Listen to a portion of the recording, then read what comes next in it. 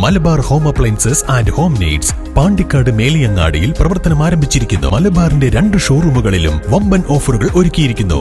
എല്ലാ പർച്ചേസിനും 5% മുതൽ 60% വരെ ഡിസ്കൗണ്ട്.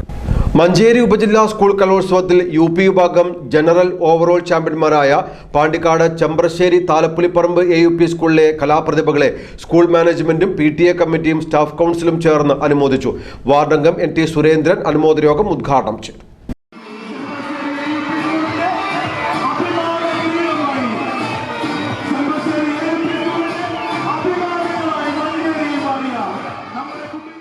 മഞ്ചേരി ഉപജില്ലാതല സ്കൂൾ കലോത്സവത്തിൽ അഭിമാനകരമായ നേട്ടമാണ് ചെമ്പ്രശ്ശേരി താലപ്പൊലിപ്പറമ്പ് AUP സ്കൂൾ കരസ്ഥമാക്കിയത്.